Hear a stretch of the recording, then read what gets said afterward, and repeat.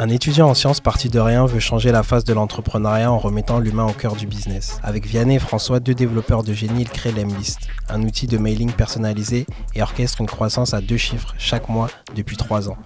Avec ingéniosité, il utilise comme levier sa communauté avec qui il partage des best practices, son personal branding lui permettant de créer un océan bleu.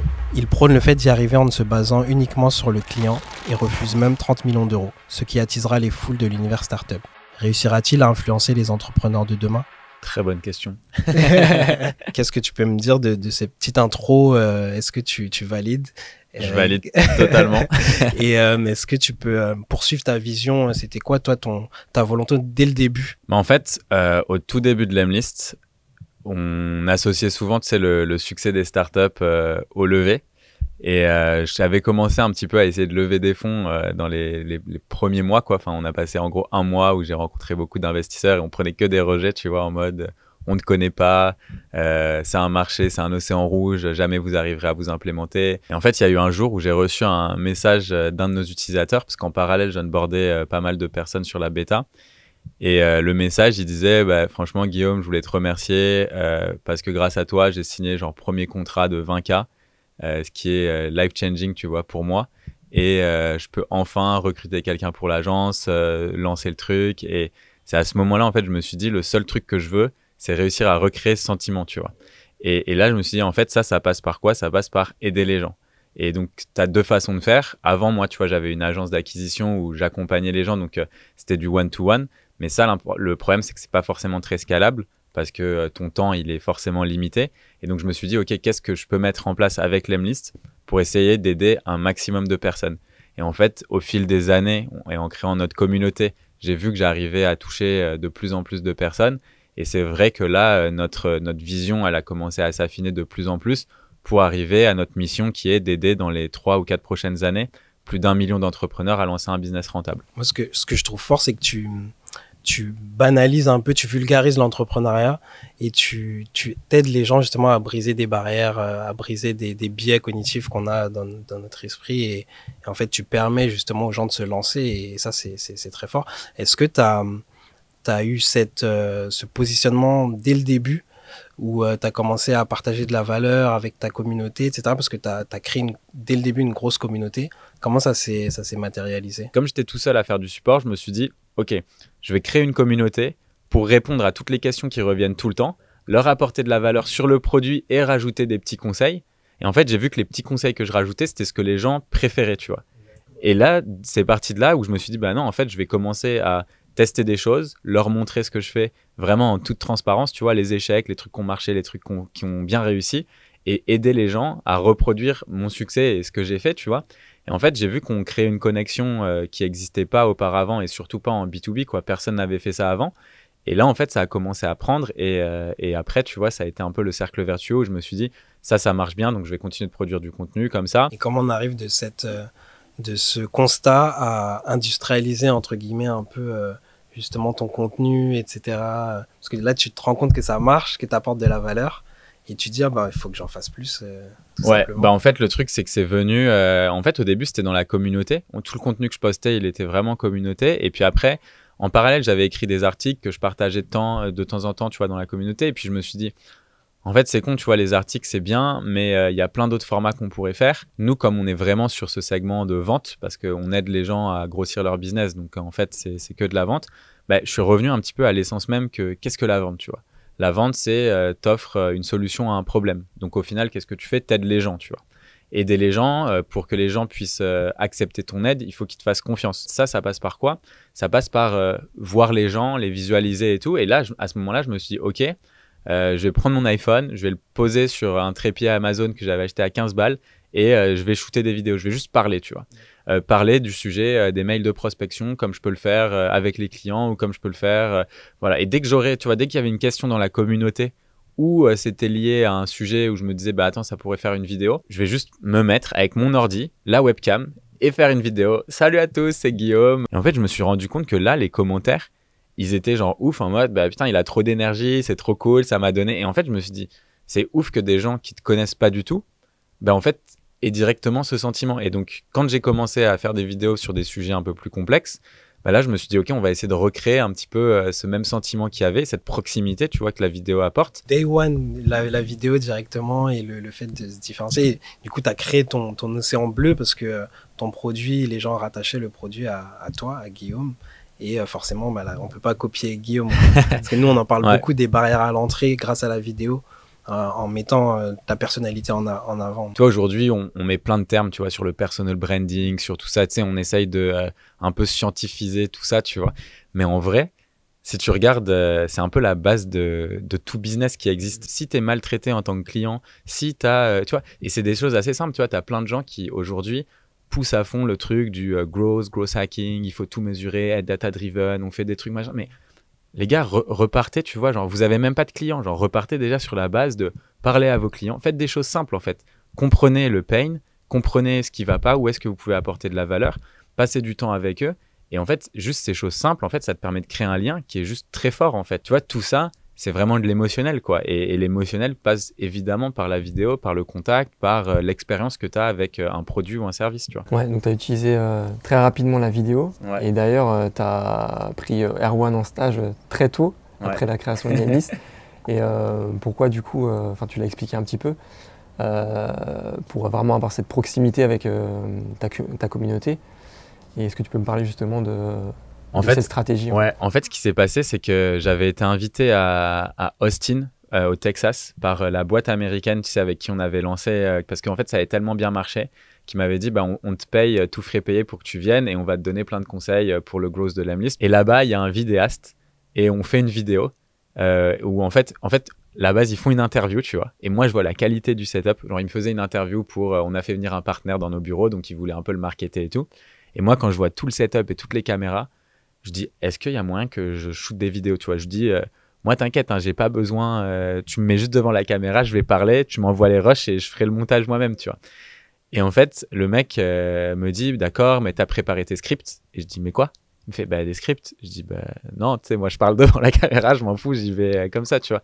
Et après, l'américaine avec qui j'étais, Ilona, elle s'appelait, elle me dit, bah, ouais, c'est mieux de préparer des scripts, et je dis, bah, ok, on va faire un truc genre les cold email tips, donc des petits conseils sur les cold email. Et du coup, genre, je commence à casser un petit peu, genre, les 8 ou 9 tips, et on prépare le script avec Ilona, machin, et en fait, on shoot la vidéo, et il me les envoie toutes, montées, machin, et les vidéos, elles sont genre ultra quali, tu vois.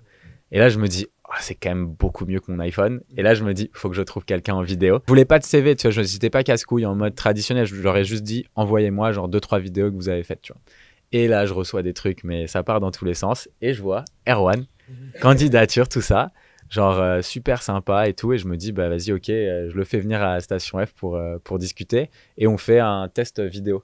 Ouais, en mode. J'amène ma cam, on fait un truc en mode combiné avec questions-réponses. Ouais. Et je te montre la vidéo et je te l'envoie dans l'après-midi, quoi. Ouais, c'était ça. Et là, il fait du super taf et je lui dis, bah vas-y, go, viens nous rejoindre. Et là, on est à peu près quelle période de Lemlist? Première année Ouais, là, ça fait 1 an qu'on commercialise globalement. Et du coup, Erwan arrive en employee numéro 2. C'est assez rare les boîtes qui mettent en avant autant la vidéo, quoi. Surtout dès le début. Ouais, tout le monde nous disait que ça avait aucun sens. On va pas se mentir. Mais justement, tu avais une vision quand même précise derrière la tête. Ouais, je leur ai dit, c'est moi le business, vous. Comment t'as devancé? Parce que là, t'avais 3-4 ans d'avance, quoi. Bah ouais, en fait, le truc, c'est que j'avoue que moi, je l'ai fait assez naturellement. En fait, je me suis dit, il y a eu un petit peu ce déclic où on était là en train de dire, en fait, les startups, tout le monde veut être différent en startup, tu vois. Mais au final, tout le monde réapplique les mêmes codes et fait la même chose. On a tous un Chief Happiness Officer, on a tous la team data, on a tous... Mais en fait, il y a des moments où, je sais pas, tu vois, fais ton business et fais les choses à ta manière, tu vois.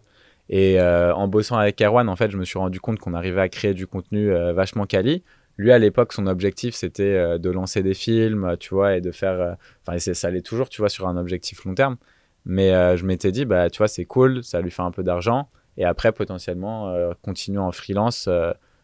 Et puis après, en CDI, en vrai. Hein, parce que quand on a vu, tu vois, c'était... C'était petit, quoi. C'était début stage, puis une deuxième mission en freelance.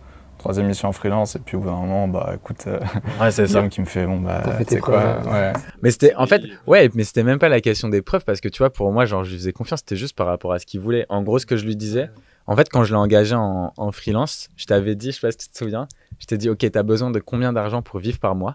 Il m'avait dit sa somme et je dis, ok, moi je te paye genre 2 ou 3 fois ça. Comme ça, chaque mois que tu passes chez nous, c'est un mois que tu pourras bosser sur ton projet après, tu vois. Et tu te rappelles ou pas? C'était pas 2 ou 3 fois, mais c'était c'était aussi. Bon, on était un creux à l'époque. Il y avait une marge dessus. Mais comment toi tu l'as vécu du coup? Comment tu as vécu cette période? Parce que tu viens du cinéma, tu vois, toi ton objectif c'est de faire des films, etc. Là tu arrives dans une start-up. Je connaissais rien. Ouais, tu vois, j'imagine comme toi un peu Cédric, Ouais, là ouais, tu découvrais en bossant ensemble, Cédric il découvre un peu cet univers start-up. Et avec ton œil cinéma, mais comment tu le vis et comment tu fais pour t'adapter, tu vois Bah, au début, je le voyais comme un énième client, un job à côté où genre, voilà, je fais mon taf, je fais du mieux que je peux quand même parce qu'il y a des trucs que je peux pas laisser passer, mais c'est pas de la fiction, c'est pas ce que je veux faire, machin. Puis petit à petit, je vois des opportunités de ah tiens là le script, bon on parle d'un truc qui est bon, c'est pas super jojo, la prospection par email, machin. Qu'est-ce qu'on peut faire pour que ça soit un peu marrant, un peu rythmé, etc. Et petit à petit, tu arrives à faire on faisait des effets, on faisait des blagues dans les vidéos. Quand même le seul mec de la boîte qui m'a mis une gifle en live dans une vidéo. Hein. Et qu'on a dû refaire 3 fois la scène parce que la caméra n'était pas allumée. Et il y a des projets qui me plaisent de plus en plus à côté où j'ai plus carte blanche. Et en plus, on recrute en montage, etc. Donc, je peux déléguer les parties un peu plus redondantes, un peu plus manuelles et me concentrer sur la création, comme sur ce projet en background, le Lem Show, donc la série sur la startup. Du coup, tu as vachement apporté ce que tu as appris en école. Tu as fait quoi comme J'ai fait l'école de la Cité, de Luc Besson. Okay. À l'école de la Cité, on t'apprend à trouver ta patte, on te laisse faire des films, des courts-métrages, etc. Il y a plein d'exercices, les deadlines sont super courtes, donc tu fais beaucoup de taf en très peu de temps. Et à la fin, bah, tu commences à savoir ce que tu aimes faire, etc. Et donc il y a ce truc un peu de rythme que tu as trouvé, de même trouver de l'humour, ou même l'image, la façon dont tu filmes, où tu éclaires, etc. Bah, tout ça, j'avoue, j'ai un peu petit à petit apporté aussi, en continuant de le travailler d'ailleurs, sur les vidéos YouTube, sur les projets qu'on fait à l'Emlist, quoi. Et Lem Show, est-ce que du coup vous pouvez nous en parler? Qu'est-ce que c'est? En gros, ouais, c'était au moment du premier confinement, l'année dernière, du coup en mars 2020, il y avait... en fait, moi j'ai toujours adoré les docu-séries. C'est-à-dire qu'aux US, ils font beaucoup ça. Moi, ce que j'ai adoré, c'était dans le sport. Donc, il y avait QB1, tu vois, sur les quarterbacks des écoles américaines. Last Chance You, où c'est genre des images genre de l'espace. Et après, en fait, pendant le confinement, je crois qu'il y a eu Formula One qui est arrivé. Et après, The Last Dance, tu vois, avec Michael Jordan. Donc, pour moi, tu vois, c'est genre consécration ultime.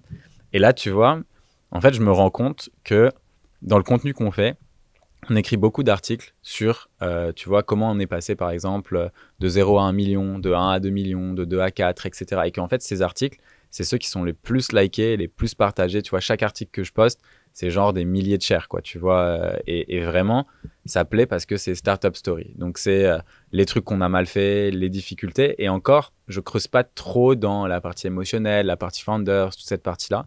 Et il y a de plus en plus de personnes qui me demandent, ou en tout cas quand je fais des podcasts et des interviews, tu vois, dans les messages qui m'envoient, c'est des trucs genre, dès qu'ils ont réussi à connecter à un point de vue émotionnel, c'était parce que je parlais des moments où on était down, tu vois, les moments difficiles, et que en fait, oui, tu vois, on est une startup en hyper croissance, mais en vrai, on a énormément de merde qui arrive tout le temps, tu vois, et c'est la vie, quoi. Et en fait, le truc que je me rends compte, c'est que les startups, le milieu startup, c'est ultra opaque. Et qu'il n'y a personne pour l'instant qui avait fait une série sur les startups. Donc là, je commençais à en parler à Erwan et je lui dis, franchement, j'aimerais bien créer un truc où c'est des interviews, tu vois, je voulais le faire un petit peu en mode The Last Dance, où tu vois, ils sont assis sur le canapé, ça parle de choses, tout ça. Bon, j'avais l'image Netflix style, tu vois. Et en fait, je dis à Erwan, est-ce que ça te chauffe? Qu'est-ce que t'en penses? Tout ça. Et là, il me dit... Et je lui dis, je suis grave chaud, parce que plus gros projet que j'ai jamais fait, donc hyper intéressant, un gros challenge. Mais je lui dis, mais enfin, t'es sûr, parce que The Last Dance, c'est quand même sur Michael Jordan. Tout le monde veut voir ça, tu vois. T'es pas Michael Jordan.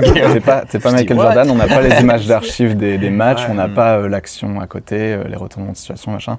T'es sûr et tout. Et au final, on commence par scripter un petit peu tout le déroulé du début jusqu'à 1 million d'ARR. On se dit qu'on va faire les 2 premières années de l'Emlist. La saison 1, ça sera les 2 premières années quand on est passé de 0 à 1.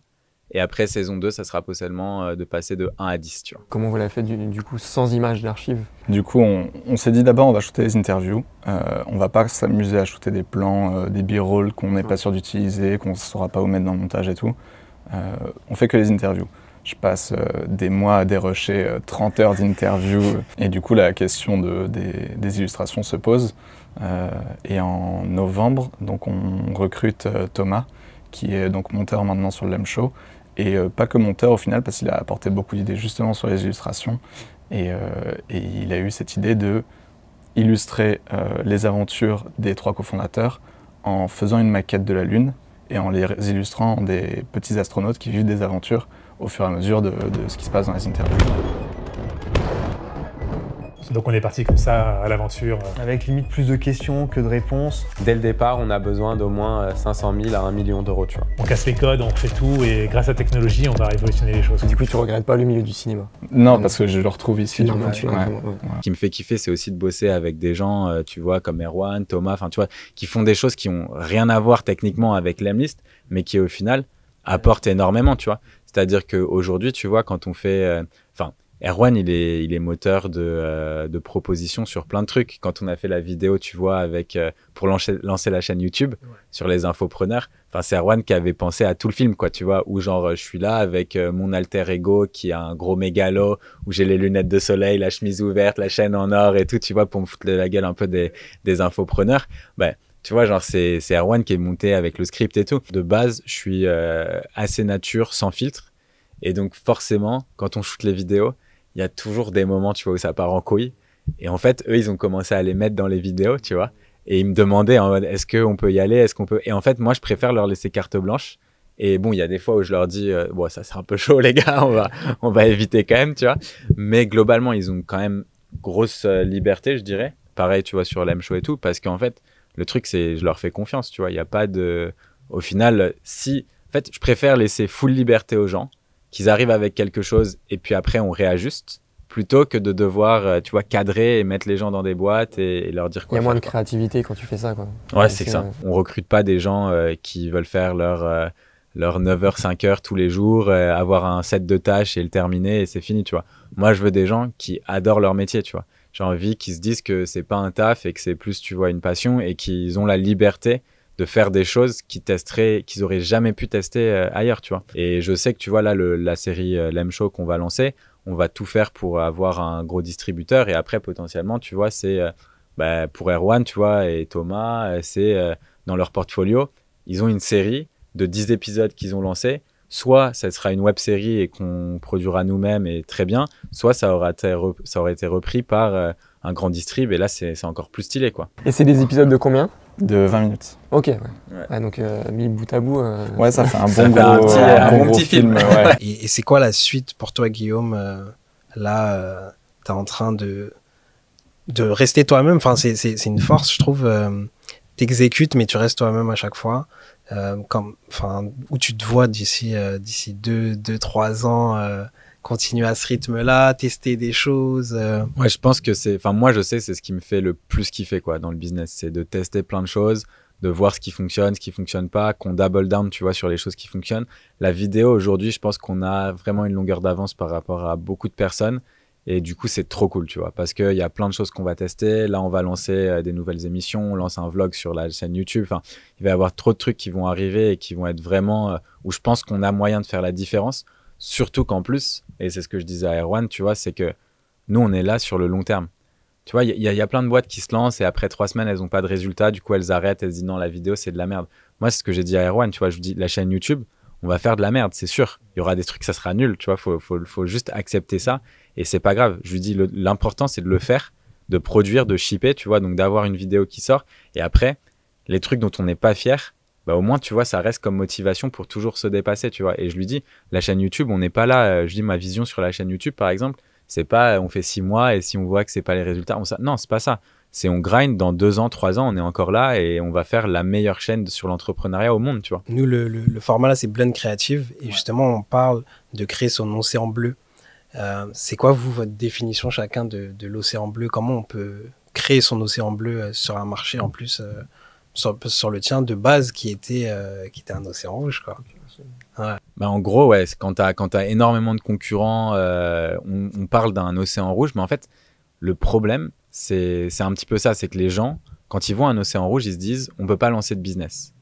Mais en fait, toi, je vais te prendre un océan rouge, par exemple, les boulangeries. T'as énormément de boulangeries partout, mais pourtant, tu peux créer une boulangerie, tu vois, tu peux ouvrir une boulangerie, il y aura quand même des gens. En fait, le truc, c'est que avec les business models qui sont déjà établis et qui existent, en l'occurrence, nous, c'était le sales automation, énormément de concurrents, on savait qu'il y avait un product market fit. C'est-à-dire qu'on sait que le produit et le produit de nos concurrents sont achetés par des clients, donc ça veut dire que ça marche, tu vois, que ça résout un problème. La question après, c'est de savoir comment est-ce que tu vas être différent ou en l'occurrence meilleur. Donc, et c'est là où tu peux potentiellement créer ton océan bleu. Je suis pas du tout côté business et tout, mais moi ce que j'observe un petit peu, c'est d'abord être soi-même. En fait, quand tu es toi-même, tu es forcément unique. Donc si tu fais ce que tu aimes, au final, tu finis par attirer des gens qui te ressemblent. Guillaume, c'est comme on aime bien l'appeler la tête de gondole de l'Emlist. C'est le fait qu'il soit authentique. Pas dans le sens bullshit, mais vraiment dans le sens je me montre, je mets mon image en avant. Ça attire des gens. En fait, les gens connectent avec l'humain, quoi. La vidéo, ça te permet de créer des relations à plus grande échelle parce que tu as plus de gens qui te voient, plus de gens qui peuvent soit aimer ce que tu dis, soit justement vouloir débattre ou autre. Mais dans tous les cas, ça fait parler et par conséquent, ça générera forcément du business. Enfin, il n'y a pas de, tu vois, il y a pas de raccourci à ça et c'est clair, ça va être difficile, voire impossible à mesurer. Mais en fait, si tu es convaincu de ce que tu fais, en fait, tu devrais faire de la vidéo. Parce que toi, en tant qu'expert d'un sujet, si tu montes une boîte, par exemple, tu deviens expert d'un sujet. Tu n'as pas le choix, tu vois. Sinon, arrête ta boîte, quoi. Tu vois, si tu n'apportes pas une solution à un problème, il y a un moment où juste ta boîte, elle ne marchera pas dans tous les cas. Mais si tu es convaincu que tu apportes une solution à un problème, ton rôle en tant que CEO ou en tant que Head of Growth ou Marketing, c'est d'essayer de contacter un maximum de personnes parce que si tu le fais pas, en fait, ça veut dire que tu veux arrêter d'aider les gens, en fait. Ta mission, c'est d'aider les gens. Et pour ça, tu vois, il y a beaucoup de gens qui ne pensent pas assez long terme, se disent bah ouais, j'ai testé 3-4 vidéos, ça n'a pas marché, mais c'est pas ça. Enfin, tu vois un mec que tu connais pas la première fois, bah, tu vas passer la deuxième fois aussi, la troisième fois, mais la 10e fois, tu vas te dire bah attends, c'est qui ce mec, tu vois. Il y a des gens, tu sais, ils arrivent et ils veulent en fait qu'on leur donne tout de suite. Parce qu'en fait, on vit dans une société comme ça, tu vois. On vit dans une société où on a des accès à de la dopamine très rapide, avec des Netflix, des Facebook, des LinkedIn, où tu as tout le temps des notifs, tout ça.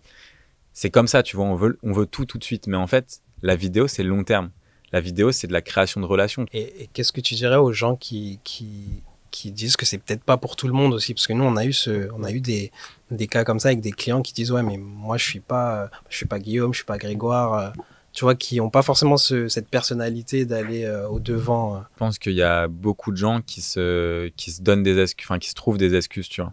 C'est-à-dire dire, je suis pas Guillaume, je suis pas Grégoire. Enfin, moi, ok, moi, je pourrais te dire la même chose, tu vois, je suis pas Gary Vee, tu vois. Ouais, ok. Oui, c'est sûr, je suis Guillaume Houbèche, tu vois. Je suis pas Gary Vee. Mais dans tous les cas, Guillaume Houbèche, qui c'est, qu'est-ce qu'il fait? Enfin, on est tous uniques, en fait. Tout le monde a une personnalité. Il y a des gens qui n'ont pas une personnalité très extravagante, mais c'est pas très grave, en fait. Tu vas attirer des gens soit qui te ressemblent, soit qui veulent te ressembler, soit potentiellement avec qui ont un affect, tu vois, particulier pour toi. Regardez dans les youtubeurs ou les mecs qui sont sur Twitch, c'est pas que des mecs qui sont comme moi, un peu surexcités, à sourire tout le temps et tout, tu vois. T'en as qui sont agressifs, qui sont là, ils me cassent les couilles avec nanana et tout, mais ça marche bien, tu vois, parce que, bah ouais, tu vois, ils sont attachants et ils ont leur caractère. Donc, à moins que t'aies pas de caractère, et donc pour moi que tu sois pas un être humain, bah en vrai, oui, t'as ta personnalité, t'as quelque chose à montrer, tu vois. Merci beaucoup les gars. Avec plaisir, c'était cool.